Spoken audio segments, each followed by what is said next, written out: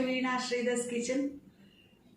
ಒಂದು ವಿಷಯ ನಿಮ್ಮ ಹತ್ರ ಹೇಳಕ್ಕೆ ಇಷ್ಟಪಡ್ತೀನಿ. ನಾನು ಸುಮಾರು ದಿವಸದಿಂದ ಸರಿಯಾಗಿ ವಿಡಿಯೋಸ್ ಹಾಕ್ತಾ ಇಲ್ಲ, ಮತ್ತು ಕಮೆಂಟ್ಸಿಗೆ ಕೂಡ ಸರಿಯಾಗಿ ಆನ್ಸರ್ ಮಾಡಲಿಲ್ಲ. ಸೊ ಅದಕ್ಕೆ ಯಾರು ಏನು ತಪ್ಪು ತಿಳ್ಕೊಳ್ಬೇಡಿ. ಯಾಕೆ ಅಂದರೆ ನನಗೆ ಹೆಲ್ತ್ ತುಂಬಾ ಚೆನ್ನಾಗೇ ಇರಲಿಲ್ಲ, ಸ್ವಲ್ಪ ಕೂಡ ಚೆನ್ನಾಗಿರಲಿಲ್ಲ ನನಗೆ health. I am not able to get up, ಆ ಥರ ಆಗೋಗಿತ್ತು ನನಗೆ. ಅದು ರೀಸನ್ ಏನು ಅಂತ ಅಂದ್ಬಿಟ್ಟು ನೆಕ್ಸ್ಟ್ ವಿಡಿಯೋನಲ್ಲಿ ಹೇಳ್ತೀನಿ. ನಾನು ಎಲ್ಲರಿಗೂ ಈ ಏಜಲ್ಲಿ ಲೇಡೀಸ್ಗೆ 35+, 40+ ಆದ ಲೇಡೀಸ್ಗೆಲ್ಲ ಕಾಮನ್ ಪ್ರಾಬ್ಲಮ್ ಇದು. ಈ ಪ್ರಾಬ್ಲಮಿಂದ ಹೆಂಗೆ ಆಚೆ ಬರಬೇಕು ಅಂತ ಅಂದ್ಬಿಟ್ಟು ನಾನು ಹೇಳ್ತೀನಿ. ಇವತ್ತು ಸ್ವಲ್ಪ ಟೈರ್ಡ್ನೆಸ್ ಇದೆ, ಮತ್ತೊಂದು ಸಲ ಹೇಳ್ತೀನಿ. ಯಾರಿಗೂ ಕಮೆಂಟ್ಸ್ಗೆ ಆನ್ಸರ್ ಮಾಡಿಲ್ಲ ಅಂತ ದಯವಿಟ್ಟು ಬೇಜಾರು ಮಾಡ್ಕೋಬೇಡಿ. ನಿಮ್ಮ ಕಮೆಂಟ್ಸ್ಗೆಲ್ಲ ಆದಷ್ಟು ನಾನು ನೋಡಿ ಸಂತೋಷ ಪಟ್ಟಿದ್ದೀನಿ, ಖುಷಿ ಪಟ್ಟಿದ್ದೀನಿ. ಅದಕ್ಕೆ ಎಲ್ಲರಿಗೂ ಒಂದು ನಮಸ್ಕಾರಗಳು ಹಾಗೂ ಎಲ್ಲರಿಗೂ ಒಂದು ಥ್ಯಾಂಕ್ಸ್. ಇವಾಗ ನಮ್ಮನೆಗೆ ಹೊಸ ಅತಿಥಿಗಳು ಬಂದಿದ್ದಾರೆ. ನನಗೆ ಹೆಲ್ದಿ ಡಿಶ್ ಅಂತ ಅಂದರೆ ಹೆಲ್ತಿ ಕುಕ್ವೇರ್ ಅಂದರೆ ಇಷ್ಟ ಅಂತ ನಿಮಗೆಲ್ಲ ಗೊತ್ತು. ಆಲ್ರೆಡಿ ಸುಮಾರು ವಿಡಿಯೋಸು ಕಬ್ಬಿಣದ ಪಾತ್ರೆಗಳು, ಮಣ್ಣಿನ ಪಾತ್ರೆಗಳು, ಕಲ್ಮರ್ಗಿಗಳು ಎಲ್ಲ ನಮ್ಮಲ್ಲಿ ಯೂಸ್ ಮಾಡ್ತಿರೋದು ವಿಡಿಯೋಸ್ ಎಲ್ಲ ನೀವು ಆಲ್ರೆಡಿ ನೋಡಿದ್ದೀರಾ. ಸೊ ನಮ್ಮ ಕಿಚನ್ಗೆ ಇನ್ನೊಂದು ಹೆಲ್ದಿ ಕುಕ್ವೇರ್, ಹೆಲ್ದಿ ಪಾತ್ರೆಗಳನ್ನ ಇನ್ನೊಂದು ಸ್ವಲ್ಪ ಅಳವಡಿಸ್ಕೊಳ್ಳೋಣ ಅಂತ ಅಂದ್ಬಿಟ್ಟು ನನಗೆ ತುಂಬ ವರ್ಷದಿಂದ ಆಸೆ ಇತ್ತು ಇದು ತಗೊಳ್ಬೇಕು ಅಂತ ಅಂದ್ಬಿಟ್ಟು. ಇವಾಗ ಮೊನ್ನೆ ತಾನೇ ಅದು ನೆರವೇರಿತು. ಅದು ಮೊನ್ನೆ ದಿವಸ ಸಾಮಾನೆಲ್ಲ ಬಂದಿದ್ದು.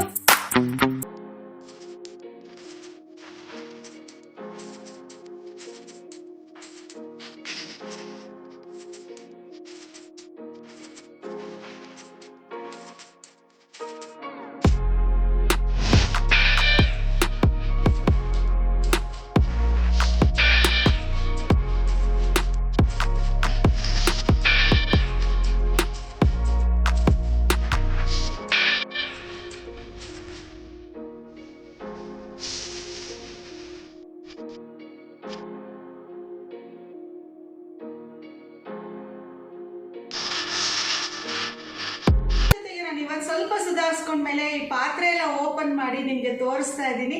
ಬನ್ನಿ ಇವಾಗ ಯಾವ ಪಾತ್ರೆ ತಗೊಂಡಿದ್ದೀನಿ, ಹಾಗೆ ಅದು ಹೇಗೆ ಯೂಸ್ ಆಗುತ್ತೆ ಅಂತಲೂ ಕೂಡ ಈ ವಿಡಿಯೋದಲ್ಲಿ ನೋಡೋಣ.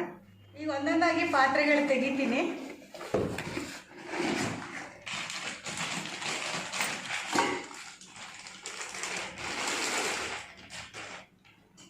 ಇದೊಂದು ಪಾತ್ರೆ,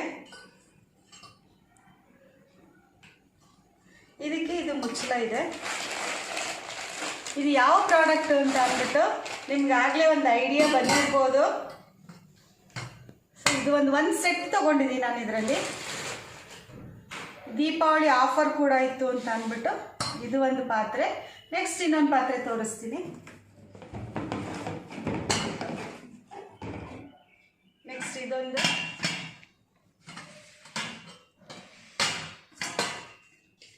ತುಂಬ ಇಷ್ಟ ಆಯಿತು ನನಗೆ ಈ ಪಾತ್ರೆ. ಹಾಗೆಯೇ ಇದರಲ್ಲಿ ನಾವು ತರಕಾರಿ ಯೂಸ್ ಮಾಡೋದು, ಫುಡ್ ನಾವು ಇಂಗ್ರೀಡಿಯೆಂಟ್ಸ್ ಏನು ಯೂಸ್ ಮಾಡ್ತೀವೋ ಅದು ಒರಿಜಿನಲ್ ಟೇಸ್ಟು ಎಲ್ಲ ತುಂಬ ಚೆನ್ನಾಗಿರುತ್ತೆ ಅಂತ ನಾನು ಸ್ಪಾನಲ್ಲೂ ಒಂದು 2-3 ಡೆಮೋಸ್ ಕೂಡ ಮಾಡಿದಾಗಲೂ ಅಂದ್ಕೊಂಡಿದ್ದೆ.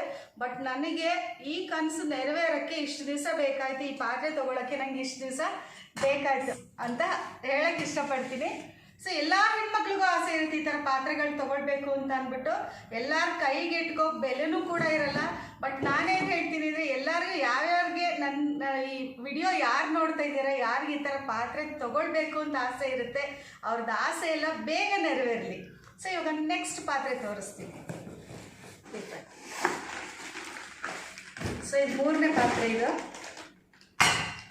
ಪ್ಯಾಕಿಂಗ್ ಸಿಕ್ಕಾಪಟ್ಟೆ ಸ್ಟ್ರಾಂಗ್ ಆಗಿದೆ. ನನಗೆ ಡೆಮೋ ತೋರಿಸಿದಾಗ ಮೈಸೂರು ಪಾಕೆಲ್ಲ ನಾವು 1 ಕಪ್ ತುಪ್ಪ ಹಾಕಿದರೆ ಈ ಪಾತ್ರೆಯಲ್ಲಿ ಅರ್ಧ ಕಪ್ ತುಪ್ಪ ಸಾಕು, ಹಾಗೆ ರಿಟೈನ್ ಆಗುತ್ತೆ, ಮತ್ತು ಪಾತ್ರೆ ಎಲ್ಲ ಏನು ಅಬ್ಸರ್ವ್ ಮಾಡ್ಕೊಳ್ಳಲ್ಲ ಅನ್ನೋದೊಂದು ನನಗೆ ಇಷ್ಟ ಆಯಿತು. ಹಾಗೆಯೇ ವೆಜಿಟೇಬಲ್ಸ್ ಎಲ್ಲ ಬಾಯ್ಲ್ ಮಾಡಿದಾಗ ಅದ್ರ ಒರಿಜಿನಲ್ ಟೇಸ್ಟ್ ಹಾಗೆ ಉಳಿಯೋದು ನೋಡಿನೂ ಕೂಡ ನನಗೆ ತುಂಬ ಇಷ್ಟ ಆಯಿತು. ಸೊ ಇದು 3 ಪಾತ್ರೆ. ಇದಕ್ಕೊಂದು ಕಾಮನ್ ಆಗಿರೋ ಒಂದು ಮುಚ್ಚಳ, ಅಂದರೆ ಕುಕ್ಕರ್ ಥರ ಯೂಸ್ ಮಾಡೋದು ಮುಚ್ಚಳ ಒಂದು.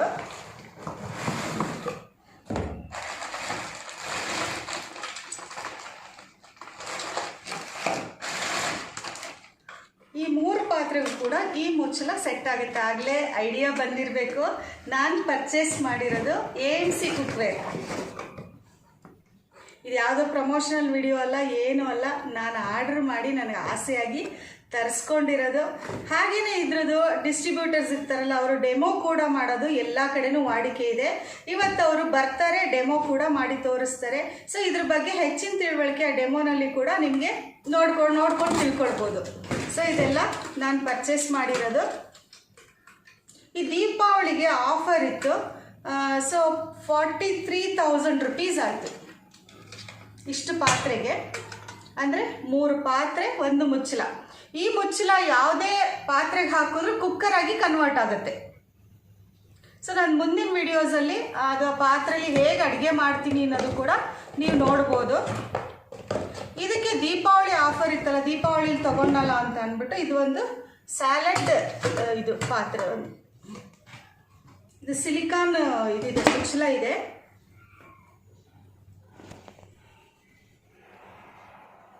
ಇದು ಕರ್ದಿದ್ದ ತಿಂಡಿ ಕೂಡ ಹಾಕಿಟ್ಕೊಳ್ಬೋದು ಇದರಲ್ಲಿ ಅಂತ ಹೇಳಿದ್ರು. ಸೊ ಇದೊಂದು ತವಾನು ಕೂಡ ಗಿಫ್ಟ್ ಬಂದಿದೆ. ಮೊಸಾಯಿಕ್ ಇದು ಫಿನಿಶಿಂಗ್ ಕೊಟ್ಟಿದ್ದಾರೆ ಇದಕ್ಕೆ.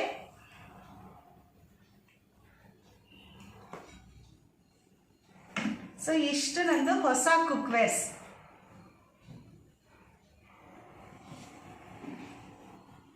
ನನಗೆ ಇದು ತುಂಬ ಇಷ್ಟ ಆಯಿತು. ಮತ್ತೊಂದು ಸಲ ಹೇಳ್ತಾ ಇದ್ದೀನಿ, ಇದು ಯಾವುದೇ ಪ್ರಮೋಷನಲ್ ವಿಡಿಯೋಸು ಅಲ್ಲ. ನಾನು ನನ್ನ ಬಿಲ್ ಕೂಡ ತೋರಿಸ್ತೀನಿ ನಿಮಗೆ. ಇದು AMC ಅವರು ಪ್ರಮೋಷನಲ್ ವಿಡಿಯೋಸ್ ಮಾಡೋರು ಕೊಡೋದು ಇಲ್ಲ, ಅದು ಎಲ್ಲರಿಗೂ ಗೊತ್ತಿರೋದು. ಸೊ ಇವಾಗ ನೆಕ್ಸ್ಟ್ ಇದರಲ್ಲಿ ಅಡುಗೆ ಹೇಗೆ ಮಾಡೋದಂತ ನೋಡೋಣ ಬನ್ನಿ.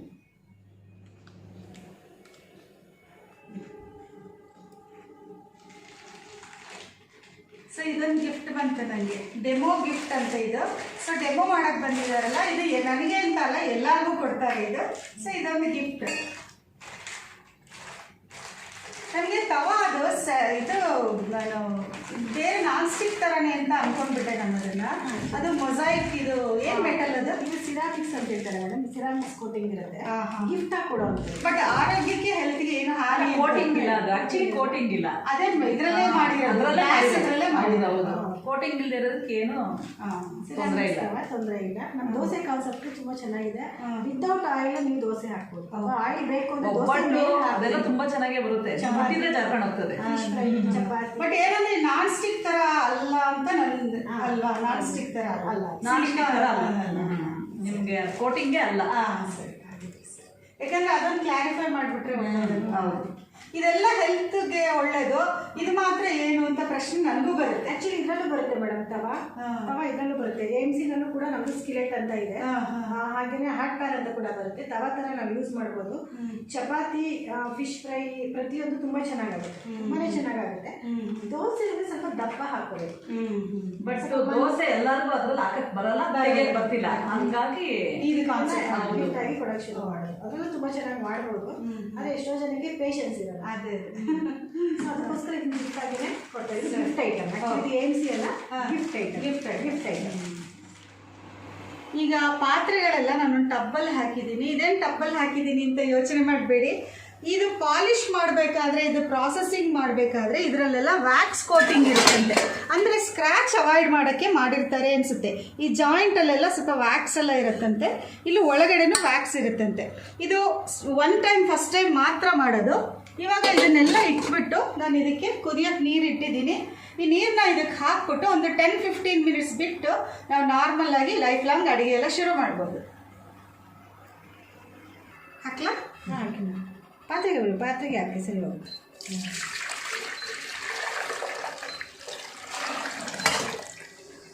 ಬೇಕಾದ್ರೆ ಈ ನೀರನ್ನ ಅದಕ್ಕೆ ಹಾಕೋಣ. ಇಷ್ಟು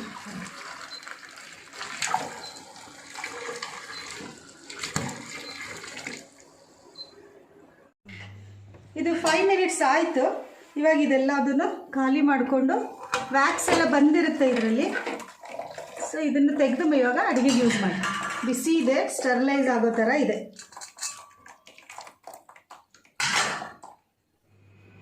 ಅಷ್ಟು ಈಗ ಅಡುಗೆ ಸ್ಟಾರ್ಟ್ ಮಾಡ್ತಾ ಇದ್ದೀನಿ.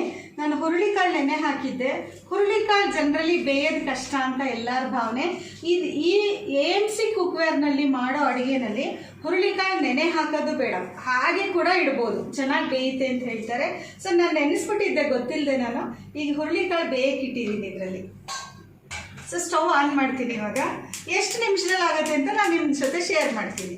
ಕುಕ್ ಆಗಿದೆ ಅಂತ ನಮ್ಗೆ ಹೇಗೆ ಗೊತ್ತಾಗುತ್ತೆ? ನೋಡಿ ಮೇಡಮ್, ಸಾಫ್ಟ್ ಟರ್ಬೋ ಅಂತ 2 ಆಪ್ಷನ್ಸ್ ಇರುತ್ತೆ. ಇದು ಸಾಫ್ಟ್, ಇದು ಟರ್ಬೋ ಅಂತ ಇದೆ. ಹೌದು, ರೈಸ್ ಇದೆಲ್ಲ ಸಾಫ್ಟ್ಗೆ ಫಸ್ಟ್ ವಿಂಡೋ ಬಂದಾಗೆ ಆಫ್ ಮಾಡಬೇಕು. ಅಂದ್ರೆ 3 ಮಿನಿಟ್ಸ್ ರೈಸ್ ಅಷ್ಟೇನೆ. ನಾನೇ ನೋಡ್ದಂಗೆ ಸಾಫ್ಟ್ ಇಂದ ಇಲ್ಲಿಗೆ ಬರ್ಬೇಕಾದ್ರೆ 3 ಮಿನಿಟ್ಸ್ ಸಾಕು. ಈ ಕಾಳು ಎಲ್ಲ ಅಂದ್ರೆ ಇವಾಗ ನೀವು ಹುರುಳಿಕಾಳು ಇಟ್ಟಿದ್ದೀರಾ, 5 to 6 ಮಿನಿಟ್ಸ್ ಒಳಗಡೆ ಟರ್ಬೋಗ್ ಬಂದ್ಬಿಡುತ್ತೆ. ಟರ್ಬೋಗ್ ಬಂದ ತಕ್ಷಣ ಆಫ್ ಮಾಡಿಬಿಡಿ. ಅದೇ ಹೌದು. ನನಗೆ ಆಸೆ, ನಂಗೆ ಇಷ್ಟೊಂದು ಗೊತ್ತಿರಲಿಲ್ಲ. ಆಫ್ ಮಾಡಲಾ? ಆಫ್ ಮಾಡಿಬಿಡಿ, ಸಾಕು, ಆಗಿದೆ, ಆಫ್ ಮಾಡಿಬಿಡಿ. ಅಷ್ಟೇನಾ? ಅಷ್ಟೇ. ಮ್ಯಾಕ್ಸಿಮಮ್ ಇವಾಗ 5 ಮಿನಿಟ್ಸ್ ಅಷ್ಟೇ. ಆಪ್ಷನ್ಸ್ ಇದೆಯಾ? ಮುಚ್ಚಳ ಹೀಗೆ ಇಡ್ಬೋದು, ಸ್ವಲ್ಪ ಹಾಗೆ ಇಡ್ಬೋದು, ಮುಚ್ಚಳನೇ ಸ್ಟ್ಯಾಂಡ್ ಮಾಡ್ಕೊಳ್ಬೋದು. ಹೌದು, ಚೆಕ್ ಮಾಡ್ಕೊಳ್ಳೋದು ಸ್ಟೀಮ್ ಮಾಡೋಕ್ಕೆ, ಸ್ಟೀಮಿಗೆ ಹೋಗಿದೆಯಾ ಅಂತ. ಓಕೆ. ಹೆವಿ ಕುಕ್ ಆಗ್ಬಿಡ್ತು ಅಂದರೆ ಸ್ಟೀಮ್ ರಿಲೀಸ್ ಮಾಡಿ ಆರಾಮ್ಸೆ ಎಷ್ಟಕ್ಕೆ ಬೇಕೋ ಅಷ್ಟಕ್ಕೆ ಮತ್ತೆ ವಾಪಸ್ ಬರುತ್ತೆ. ಸ್ಟೀಮ್ ರಿಲೀಸ್ ಮಾಡಿ ತೆಕ್ಕು. ಅದೇ ನಿಮ್ಗೇನೋ ತುಂಬ ಜಾಸ್ತಿ ಕುಕ್ ಆಗ್ಬಿಡ್ತು ಅನಿಸಿದ್ರೆ ಸ್ವಲ್ಪ ಸ್ಟೀಮ್ ರಿಲೀಸ್ ಮಾಡಿಬಿಡಿ, ಮತ್ತೆ ಸ್ವಲ್ಪ ಹೊದ್ಬಿಟ್ರೆ ಸ್ಟೀಮು ನಾರ್ಮಲ್ ಬರುತ್ತೆ. ಓಕೆ, ಸರಿ. ತೊಳೆದಾದ್ಮೇಲೆ ಎಲ್ಲ ಒರೆಸಿ ಒಂದ್ಸರಿ ಇಟ್ಬಿಡಿ, ಹಂಗೆ ಶೈನಿಂಗ್ ಪಳ ಅಂತ ಇರುತ್ತೆ. ಸರಿ. ಅಲ್ಲಿ ಹುರುಳಿಕಾಳು ಬೆಂದಾಯ್ತು. ಇವಾಗ ನೆಕ್ಸ್ಟ್ ಅನ್ನಕ್ಕೆ ಇಡ್ತಾ ಇದ್ದಾರೆ. ಅನ್ನಕ್ಕೆ ನಾರ್ಮಲ್ ನಾವು 1:2 ಹಾಕ್ತೀವಲ್ಲ, ಅಂದರೆ 1 ಲೋಟ ಅಕ್ಕಿಗೆ 2 ಲೋಟ ನೀರು, ಅಷ್ಟೇ ನೀರು ಹಾಕಿ ಇವಾಗ ಇದನ್ನ ಇಡ್ತೀನಿ. ಇದು ಎಷ್ಟು ನಿಮಿಷ ಆಗುತ್ತೆ ಅಂತ ಹೇಳ್ತೀನಿ. ನಾನು 3/4 ಲೋಟ ಇಟ್ಟಿದ್ದೀನಿ ನೀರು, ಅಕ್ಕಿ 1.5 ಲೋಟ ನೀರು ಹಾಕ್ತೀನಿ.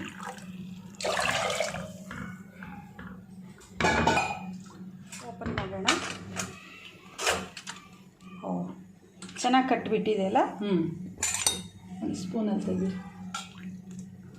ಚೆನ್ನಾಗಿ ಅಂದರೆ ಬಸ್ಸಾರು ಮಾಡೋಕ್ಕೆಲ್ಲ ಕರೆಕ್ಟಾಗಿದೆ ಅಲ್ಲ? ಇನ್ನೂ ಬೇಕಾದರೆ ನಾವು ಇನ್ನೂ ಒಂಚೂರು ಮಾಡ್ಕೊಳ್ಬೋದು. ಇನ್ನೊಂದು 2 ಮಿನಿಟ್ಸ್ ಬಿಟ್ಟರೆ ಇನ್ನೂ ಸಾಫ್ಟ್ ಆಗಿಬಿಡುತ್ತೆ. ಸರಿ. ಅದೇ ನಮ್ಗೆ ಮ್ಯಾಕ್ಸಿಮಮ್ ಇವಾಗ ನಾವು ಇದರಲ್ಲಿ 4 ಮಿನಿಟ್ಸ್ ಅಷ್ಟೇ ಇಟ್ಟಿರೋದು. ಅಷ್ಟೇ. ಇನ್ನೊಂದು 2 ಮಿನಿಟ್ಸ್ 6 ಮಿನಿಟ್ಸ್ ಇಟ್ಟರೆ ಇನ್ನೂ ಚೆನ್ನಾಗಿ. ಇನ್ನೂ ಚೆನ್ನಾಗಿ ಅಂದರೆ ಒಣಗಿರೋ ಕಾಳು 8 ಮಿನಿಟ್ಸ್ ಇಡಬೇಕು. ಹೌದು ಅಲ್ವಾ? ಹೌದು. ಅದೇ ಟೈಮ್ ಲೆಕ್ಕ ಅಲ್ವಾ ಇವಾಗೆಲ್ಲ ಫಾಸ್ಟ್ ಲೈಫ್ನಲ್ಲಿ. ಅನ್ನದ ಹುಚ್ಚಾಯಿತು. ಈಗ ನೀಡಲ್ ಮೂವ್ ಆಗ್ತಾ ಇದೆ. ನೀಡಲ್ ಮೂವ್ ಆಗ್ತಾ ಇದೆ ನೋಡಿ, ರೆಡ್ ಕಲರ್ದು ಇದು ನೋಡಿ. ಇವಾಗ ನೀಡಲ್ ಇಲ್ಲಿ ಸಾಫ್ಟಾಗಿ ಬಂದಿದೆ. ಇವಾಗ ಆಫ್ ಮಾಡಿದ್ರೆ ಸಾಕಂತೆ. ಯಾಕೆ ಹೇಳ್ತಾ ಇದ್ದೀನಿ ಇದೆಲ್ಲ ಅಂದರೆ ನನಗೂ ಇದೆಲ್ಲ ಹೊಸ ವಿಷಯ. ಸೊ ಇವಾಗ ನನಗೆ ಅನ್ನ 2 ಮಿನಿಟ್ಸಲ್ಲಿ ಆದಾಗಾಯಿತು. ಪ್ರೆಷರ್ ಎಳಿಯೋಕ್ಕೆ ಒಂದು 3 ಮಿನಿಟ್ಸ್ ಬೇಕು, ಮ್ಯಾಕ್ಸಿಮಮ್ 5 ಮಿನಿಟ್ಸ್ ಅನ್ನ ಆಗೋಗುತ್ತೆ. ಇವಾಗ ನಾನು ಸ್ಟವ್ ಆಫ್ ಮಾಡಿಬಿಡ್ತೀನಿ. ಹುರುಳಿಕಾಳೆಲ್ಲ ಬೆಂದಿದೆ. ಇದ್ರ ಜೊತೆ ಹುರುಳಿಕಾಳು ಬಸ್ಸಾರು ಮಾಡ್ತಿರೋದ್ರಿಂದ ಅದಕ್ಕೆ ಏನೇನು ಗ್ರೈಂಡ್ ಮಾಡಬೇಕು ಅನ್ನೋದು ನೋಡೋಣ ಬನ್ನಿ. ಬಸ್ಸಾರಿಗೆ ಹುರಿಯೋಕ್ಕೆ 1 ಸ್ಪೂನ್ ಎಣ್ಣೆ ಹಾಕ್ತೀನಿ. ಇದಕ್ಕೆ 1 ಚಿಕ್ಕ ಈರುಳ್ಳಿ, 3 ಇಳಕ್ಕೆ ಬೆಳ್ಳುಳ್ಳಿ ಹಾಕಿದ್ದೀನಿ.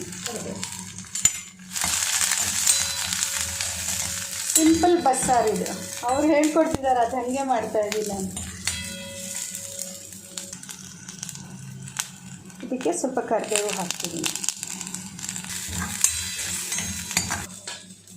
ಮಿಕ್ಸಿ ಜಾರ್ಗೆ ಸ್ವಲ್ಪ ಹುಣಸೆ ಹಣ್ಣು, ಸ್ವಲ್ಪ ಕಾಳು, ಸ್ವಲ್ಪ ಕಾಳು, ಬೆಂದಿರೋ ಕಾಳು. ಇದು ಸಿಂಪಲ್ ಬಸ್ಸಾರು. ಇವಾಗ ನಾವು ಹುರ್ಕೊಂಡಿರೋದಲ್ಲ ಈರುಳ್ಳಿ, ಬೆಳ್ಳುಳ್ಳಿ ತಗೊಳ್ಳಿ. ಇದಕ್ಕೆ ಒಂದು 6-7 ಕಾಳು ಮೆಣಸು ಮತ್ತು 1-2 ಚಿಟಿಕೆ ಹಸಿ ಜೀರಿಗೆ. ಇದು ಕೆಲವರು ಹುರಿದು ಹಾಕ್ಕೊಳ್ತಾರೆ, ಕೆಲವರು ಹಸಿದು ಹಾಕ್ಕೊಳ್ತಾರೆ. 2 ಟ್ರೈ ಮಾಡಿ ಟೇಸ್ಟ್ ಯಾವ್ದು ಚೆನ್ನಾಗಿದೆ ಚೂಸ್ ಮಾಡಿ ಮಾಡ್ಕೊಳ್ಬೋದು. ಸ್ವಲ್ಪ ಕೊತ್ತಂಬರಿ ಸೊಪ್ಪು. ಇವಾಗ ಇದನ್ನು ನೈಸ್ ಪೇಸ್ಟ್ ಮಾಡ್ಕೊಳ್ಳೋಣ. ತೆಂಗಿನಕಾಯಿನ ಹಾಕೋದು ಬೇಡವಾ? ಏನು ಬೇಡ, ಬೇಕಾದರೆ ಹಾಕೊಬೋದು. ಕಾಳು ಹಾಕಿರ್ತೀವಲ್ಲ, ಹಂಗಿರೋದ್ರಿಂದ ತೆಂಗಿನಕಾಯಿ ಬೇಡ. ಇದು ಸಾರಿಗೆ ಬೇಕಾಗೋಷ್ಟು ಗಟ್ಟಿ ಕಾಳಿಂದನೇ ಸಿಗ್ಬಿಡುತ್ತೆ. ಸರಿ, ನಾವು ಮಸಾಲೆ ಹುರ್ಕೊಂಡು ಈರುಳ್ಳಿ ಬೆಳ್ಳುಳ್ಳಿ ಹುರ್ಕೊಂಡಿದ್ದು ಬಾಣಲೆನೇ ಸಾರು ಮಾಡಿಬಿಡ್ತೀನಿ ಬಸ್ಸಾರು. ಇವಾಗ ಇದಕ್ಕೆ 1 ಸ್ಪೂನ್ ಎಣ್ಣೆ ಹಾಕಿದ್ದೀನಿ. ಸಾಸಿವೆ, ಈರುಳ್ಳಿ, ಸ್ವಲ್ಪನೇ ಈರುಳ್ಳಿ ಮತ್ತು ಕರಿಬೇವು.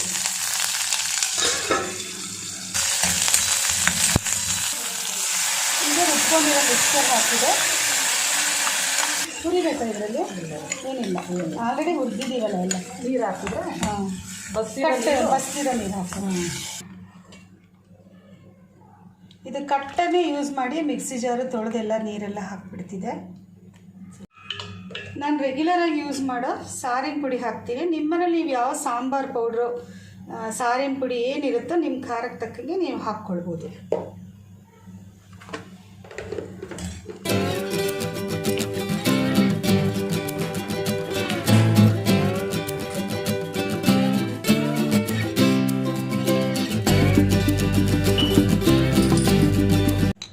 ಈಗ ನಾನು ಇದಕ್ಕೆ ನುಗ್ಗೆ ಸೊಪ್ಪಿಂದು ಉಪ್ಪು ಮಾಡಿದ್ದೀನಲ್ಲ, ವಿಡಿಯೋನೂ ಹಾಕಿದ್ದೀನಿ. ಅಂದರೆ ಡ್ರಮ್ ಸ್ಟಿಕ್ ಲೀವ್ ಸಾಲ್ಟ್ ಅದು ಹಾಕ್ತಾಯಿದ್ದೀನಿ. ಅದು ಫುಲ್ ನೊರೆ ನೊರೆ ಬರುತ್ತೆ ನೋಡಿ. ನೊರೆ ಬಂದಿದ ತಕ್ಷಣ ಆಫ್ ಮಾಡ್ಬಿಟ್ಟು, ನೊರೆ ಬಂದಿದ ತಕ್ಷಣ ಆಫ್ ಮಾಡ್ಬಿಟ್ರೆ ಕೆಲವರು ಬಸ್ಸಾರು ತುಂಬಾ ಕುದಿಸ್ಬಾರ್ದು ಅಂತಾರೆ, ಹಸಿದು ಹಾಕಿರ್ತಾರೆ. ಇದೆಲ್ಲ ಹುರಿದಿದೆಯಲ್ಲ, ಎಲ್ಲ ಹುರಿದಿದೆಯಲ್ಲ, ಅದು ಕುದಿದ್ಮೇಲೆ ಒಂಥರ ಟೇಸ್ಟ್ ಚೇಂಜ್ ಆಗಿಬಿಡುತ್ತೆ. ಅದು ಎರಡೂ ಟ್ರೈ ಮಾಡಿ ನೋಡಿದ್ರೆ ಟೇಸ್ಟ್ ಡಿಫ್ರೆನ್ಸ್ ಗೊತ್ತಾಗುತ್ತೆ. ಇಷ್ಟು ನೊರೆ ಬಂದರೆ ಸಾಕು ಅಂತ ಹೇಳ್ತಿದ್ದಾರೆ. ಸೊ ನೊರೆ ಬಂದಿದ ತಕ್ಷಣ ಇವಾಗ ಆಫ್ ಮಾಡಿಬಿಡ್ತೀನಿ. ಸೊ ಬಸ್ಸಾರು ಕಾರ್ಯಕ್ರಮ ಮುಗೀತು.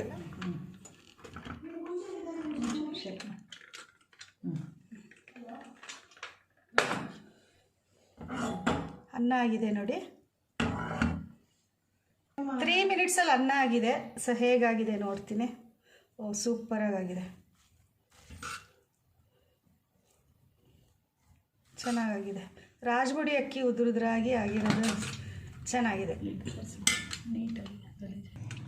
ಈ ಮುಚ್ಚಳದಲ್ಲೂ ಗಲೀಜಾಗಿಲ್ಲ ನೋಡಿ. ಯಾಕೆಂದರೆ ಒಂದು ಲಾಸ್ಟ್ ಒಂದು 30 ಸೆಕೆಂಡ್ಸ್ ಸಣ್ಣ ಊರಿನಲ್ಲಿಟ್ಟರೆ ಸಾಕು, ಅವಾಗೆಲ್ಲ ಗಲೀಜಾಗಲ್ಲ. ಇಲ್ಲದೆ ಹೋದರೆ ಅನ್ನ ಎಲ್ಲ ಗ್ಯಾಸ್ಕೆಟ್ ಹತ್ರ ಸೇರ್ಕೊಂಡು ಬಿಡುತ್ತೆ ಅಂತ ಹೇಳಿದ್ರು. ಸೊ ಲಾಸ್ಟ್ ಒಂದು 30-40 ಸೆಕೆಂಡ್ಸ್ ನಾನು ಸ್ಮಾಲ್ ಫ್ಲೇಮಲ್ಲಿ ಇಟ್ಟಿದ್ದೆ. ಮೈಸೂರು ಪಾಕ್ಗೆ 1 ಲೋಟ ಇದು ಕಡಲೆ ಹಿಟ್ಟು ಹಾಕ್ಕೊಂಡು ಹುರಿತಾ ಇದ್ದೀನಿ. ಸಣ್ಣ ಊರಿನಲ್ಲಿ ಹುರಿಬೇಕಂತ ಇದು. ಸ್ವಲ್ಪ ಹಸಿ ವಾಸನೆ ಹೋಗೋ ತನಕ ಹುರ್ಕೊಂಡ್ರೆ ಸಾಕು. ಈಗ ಹಸಿ ವಾಸನೆ ಹೋಗಿದೆ. ನಾನು ಇವಾಗ 2 ಮಿನಿಟ್ಸ್ ಅಷ್ಟೇ ಹುರಿದಿರೋದು. ಸೊ ಇವಾಗ ಇನ್ನೊಂದು ಸಲ ಜರಡಿ ಮಾಡ್ಕೊಳ್ಬೇಕು, ಯಾಕೆಂದರೆ ಗಂಟಾಗಿರುತ್ತಲ್ಲ. ಸೊ ಗಂಟೆಲ್ಲ ಹೋಗುತ್ತೆ ಜರಡಿ ಆಡ್ಕೊಂಡ್ರೆ. ಇನ್ನೊಂದ್ಸಲ ಕಡಲೆ ಹಿಟ್ಟನ್ನ ಇನ್ನೊಂದು ಸಲ ಜರಡಿ ಆಡ್ಕೊಂಡ್ರೆ ಒಳ್ಳೆಯದು ಅಂತ ಹೇಳಿದ್ನಲ್ಲ. ಸೊ ಈಗ ಜರಡಿ ಆಡ್ಕೊಳ್ತಿದ್ದೀನಿ ನೋಡಿ. ಈ ಥರ ಸಣ್ಣ ಸಣ್ಣ ಗಂಟುಗಳು ಬಂತು. ಇವ್ರು ಹೇಳ್ತಿದ್ದಾರೆ 2 ಸಲ ಜರಡಿ ಆಡಿದ್ರೆ ತುಂಬ ಚೆನ್ನಾಗಿ ಬರುತ್ತೆ ಅಂತ. ಇದು ಫಸ್ಟ್ ಟೈಮ್ ಜರಡಿ ಆಡಿರೋದು. ಇನ್ನೂ ಒಂದು ಸಲ ಜರಡಿ ಆಡೋದು. ಇದು ಸೆಕೆಂಡ್ ಟೈಮ್ ಜರಡಿ ಆಡ್ತಿರೋದು. 1 ಲೋಟ ಇದು ಕಡಲೆ ಹಿಟ್ಟು ತೊಗೊಂಡು ಹುರ್ಕೊಂಡಿದ್ದೀನಿ. ಅದೇ ಸೇಮ್ ಲೋಟದಲ್ಲಿ 1 ಲೋಟ ಸಕ್ಕರೆ ತೊಗೊಂಡಿದೆ. ಸಕ್ಕರೆನ ಇದಕ್ಕೆ ಪಾತ್ರೆಗೆ ಹಾಕಿದೆ. ಸಕ್ಕರೆ ಕರಗುವಷ್ಟು ಸ್ವಲ್ಪನೇ ನೀರು. ಸುಮ್ಮನೆ ಸಕ್ಕರೆ ಮೆಲ್ಟ್ ಆಗಬೇಕಷ್ಟೇ ಅಲ್ಲ. ಸ್ವಲ್ಪ ನೊರೆ ಬರ್ತಾ ಇದೆ ಇವಾಗ, ಸಕ್ಕರೆ ಇದೆಲ್ಲ ಮೆಲ್ಟಾಗಿ.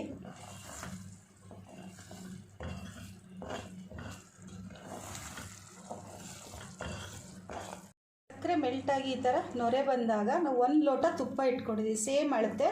ಆ ತುಪ್ಪದಲ್ಲಿ ಅರ್ಧ ಭಾಗ ಹಾಕಿದೆ ಇವಾಗ ಸಕ್ಕರೆ ಪಾಕಕ್ಕೆ.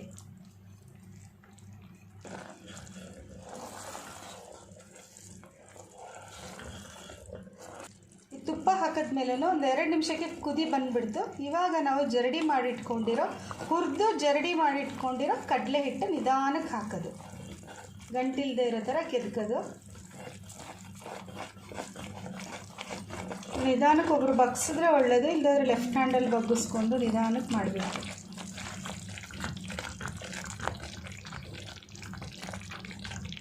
ಇವಾಗ ಕೈ ಬಿಡದೆ ಕಂಟಿನ್ಯೂಸ್ ಕೆದಕ್ತಾ ಇರಬೇಕು. ಈಗ ಇನ್ನೊಂದು ಸ್ವಲ್ಪ ತುಪ್ಪ ಹಾಕ್ತೀವಿ ನೋಡಿ. ಅರ್ಧನೇ ಖರ್ಚಾಗಿರೋದು. ನಿಮಿಷ ಕೂಡ ಇವಾಗ ಇನ್ನು 3/4 ಲೋಟ ತುಪ್ಪ.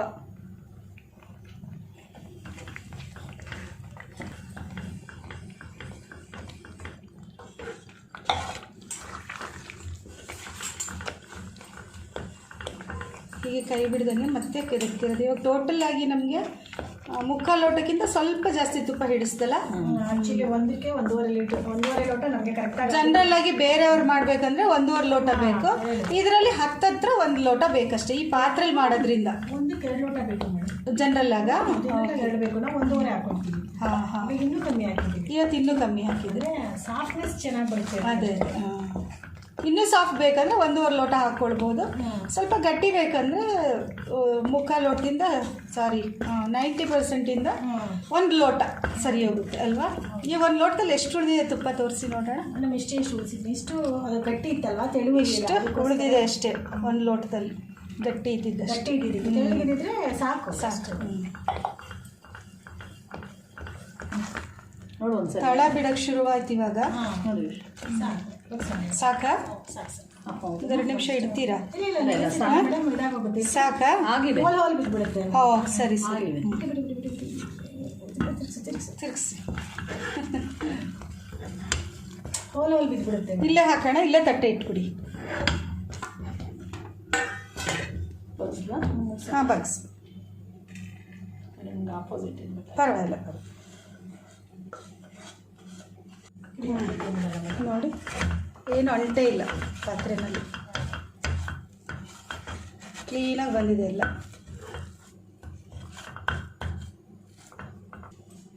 ಸ್ವಲ್ಪ ಇದರಲ್ಲಿ ಕೆರೆದ ಮೇಲೆ ಒಂಚೂರು ಉಳಿದಿಲ್ಲ ನೋಡಿ. ಪಾತ್ರೆ ಕ್ಲೀನಾಗಿದೆ. ನನಗಂತೂ ಖುಷಿ ಆಯಿತು. ನಿಮ್ಮ ಅಭಿಪ್ರಾಯನ ಕಮೆಂಟ್ ಸೆಕ್ಷನಲ್ಲಿ ತಿಳಿಸಿ. ಮೈಸೂರು ಪಾಕು ಸ್ವಲ್ಪ ಕೂಲಾಗಿದೆ. ಸೊ ಇವಾಗಲೇ ಕಟ್ ಮಾಡಿಬಿಟ್ರೆ ನಮಗೆ ಕರೆಕ್ಟ್. ಓಹೋ ಎಷ್ಟು ಸಾಫ್ಟಾಗಿ ಒಳಗಡೆ ಹೋಗಿದೆ ಚಾಕು. ಮೆಜರ್ಮೆಂಟು ನೋಡಿದ್ರಲ್ಲ ತುಪ್ಪದ್ದು.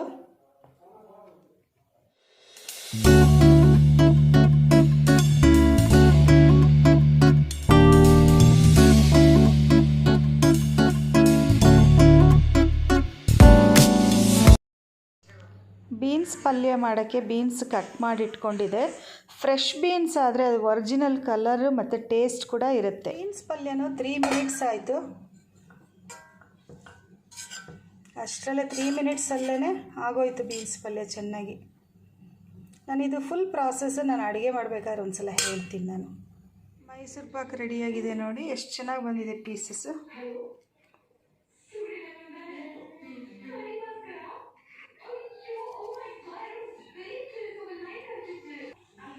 ಅನ್ನನೂ ಆಗಿದೆ.